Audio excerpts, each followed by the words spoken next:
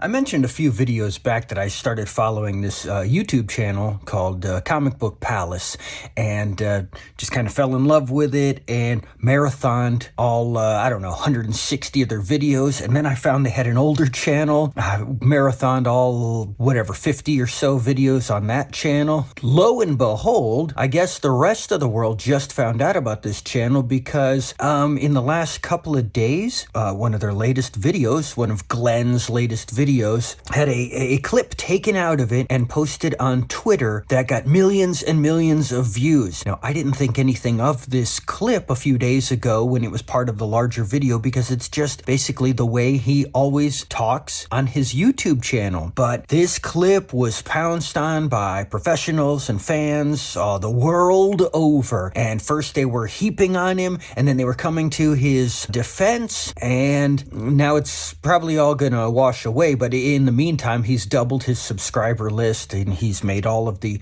comic news channels. Now, before you start immediately clicking away and Googling to find his channel and read all this right in the middle of my video, just hang on a second. It's not that important. I was just bringing it up because it's interesting how you can talk and talk and talk forever, and then just arbitrarily one day your words matter, whereas yesterday they didn't. Only because, I don't know, a lot of people hear them because it was posted on Twitter, or I'm sorry, it's now called X, or whatever the case may be. Doesn't matter. It's interesting. So it got me thinking, because he was talking about the state of new comics, and here on my channel, I'm kind of always showing older comics, figured I would show some new comics, and it would give me a chance to read some of the stuff I picked up. Now, I check the previews magazine every month, and I see what looks interesting, and I ask my store, order me this, order me that, and I get it in my pull service. But every time I go in and I get my pull service, I set them on the counter, I go through, awesome, and then I take the stack and I walk over to the new rack to see what else is out there that I didn't see or know about, and maybe I can grab it. And invariably, there's always something there that jumps off the rack at me, and I'm like, why didn't I know about this? And I grab it, and I just keep adding them to my stack, and I bring them home, and they've just kind of been piling up. I hadn't been even opening them and reading them to see, well, should I be getting this or not, or what have you. So today I decided, do it right now. Let's check some of these latest issues. So we're going to start right now. We start with Bloodrick by Andrew Kronk. Now, this is a illustrator of the last 10 years. Not the last 10 years. A long-time industry illustrator who decided to write his own comic, and he started 10 years ago, and this is the result of that 10 years of work. It's out by Image Comics. So he wrote, drew this, everything. Andrew Kronk. He tells the backstory of how he spent 10 years on this. And is it worth it? Well, let's take a look. The art is why I bought this. I got it off the shelf. I kind of like barbarian stuff if it looks cool. And the art style, it reminded me of Barry Windsor Smith on the Conan run of the early mid-70s. And I thought this is cool. So I'm flipping through. I read it this morning, and there is absolutely no story here. It is great artwork. I love this style. It looks beautiful, but absolutely nothing happens. There's very few words. It took me approximately 27 and a half seconds to read the entire comic, but look at the artwork. And I was pausing to look at the artwork. That's where it is. You know what, dude? Andrew Kronk, just go back to drawing other people's stories, because nothing happens here. He's just looking for food. That's it. He eventually finds food, he shoots it, and eats it. That's the whole story. So what? But it looks great, So I'm just gonna flip through, show you the rest of the artwork. Here's part 2, The Wasteland. That's issue 2 coming out next. I'm not gonna get issue 2. I don't want this added to my pull service. It still looks great. I know when I go into the comic store and I see it sitting on the shelf, I'm gonna be tempted. I'm gonna have to hold my hand back from grabbing it because I like the look of it. And, I have not much willpower when it comes to things like that. But I'm not gonna get issue 2 because I'm sorry, there's no story here. And you need a story. There is a second story at the end here. It's just another bit of Bloodrick hunting for food. Fine, okay, cool. And man, that's awesome. Look at how he's illustrating how his arms are on fire because he's holding that bow string back the whole time. Love this dude as an artist. I'm telling you, never heard of him before. I hope to see his work again in maybe some other capacity, and I will give it a shot again, but not on Bloodrick. Sorry. Here's another one. Cyberpunk 2077 from Dark Horse. Issue 1 of 4. So this is going to be a limited series. Neat art style. Look, it's painted and it's wacky, trippy. Okay, who made this thing? So the story is by Bartosz Sizdibor, and the art and colors are by Jacob Rebelka, and the letters are by Frank Zvetkovic. So is this Russian? Okay, so here we go. A painted comic, a lot of work put into it. Don't know what's going on. There are no words. Okay, couple of words.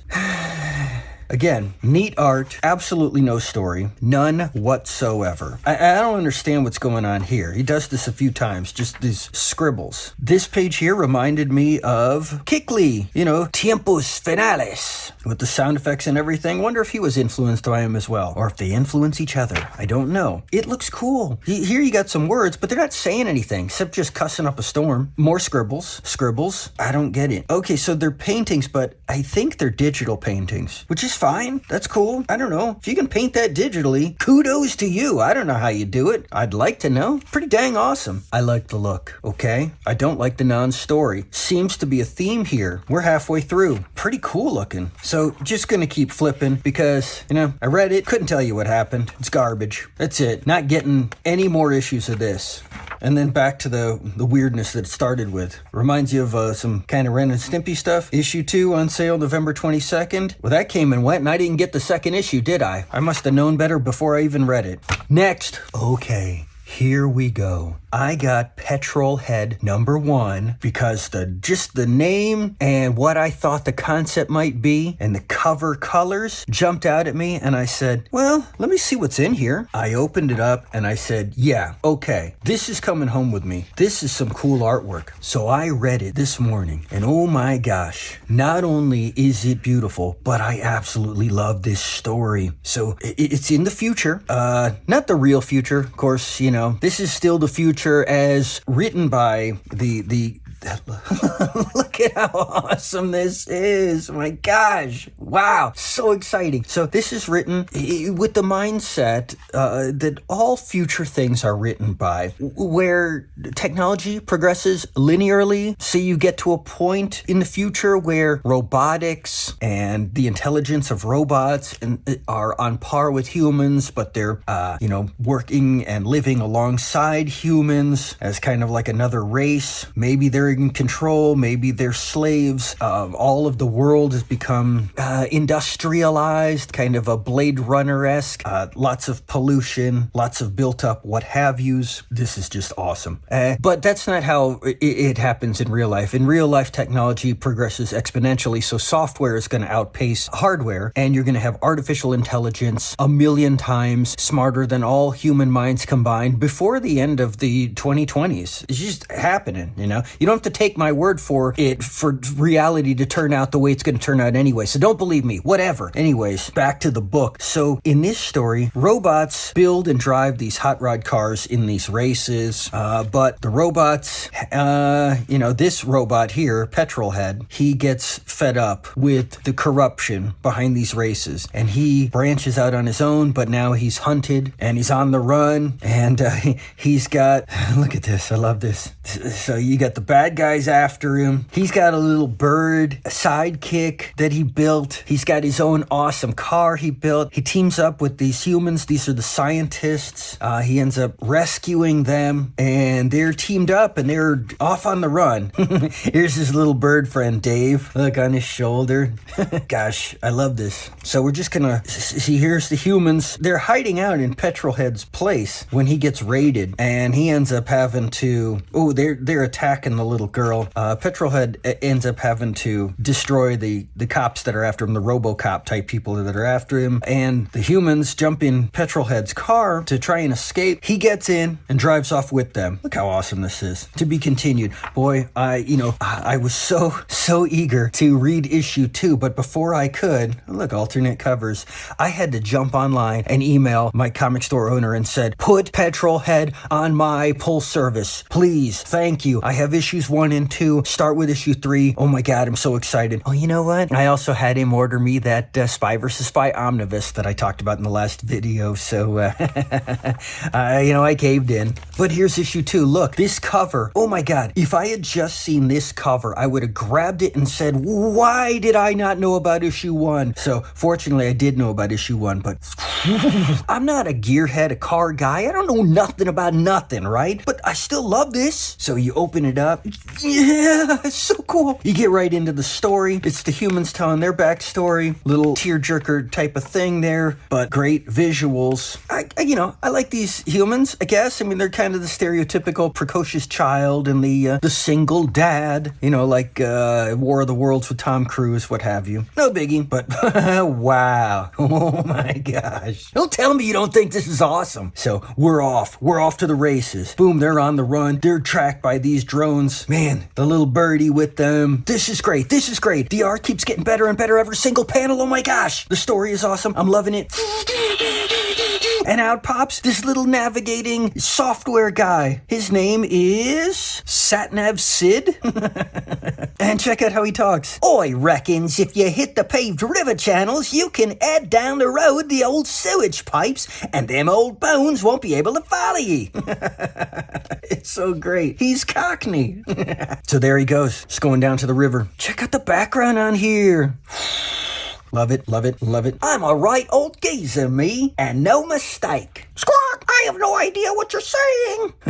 Love it. Wow. So cool, man. So I'm just going to flip through the rest here. Look, so he takes in the old scientist. Well, he's not old, but just the guy, the human guy scientist who's been hurt, and he takes him in to get help. So I think he's starting to care for the humans. Pretty nice. There's the little girl's mom. I want you to read this. I want you to buy this. I want you to support this. In fact, what I did was I went and I looked them up. See, let's backtrack a little bit right here to the back cover. Not the back cover. Where's it at? Right here. I saw, okay, they're on Facebook and all that stuff. So I went and I found them online. And you know what? I started following their pages. Rob Williams, the writer. Par, the artist. And I wrote them a letter. I wrote a letter. I've never written a letter to comic creators, but I did. Wrote them a letter this morning. And I went to their website and I ordered an alternate cover of issue 1. Apparently this is issue 1, cover number 2 of 4. I ordered cover number 1 of 4, signed by the writer and the artist. So they're not showing what the alternate cover looks like inside here, but it's a cool looking cover that I picked. It's got Petrol head, it's got the car. It's pretty cheap, okay? And I'm so excited, man. So check it out. Here we go. That's a good way to end a video, right? See ya!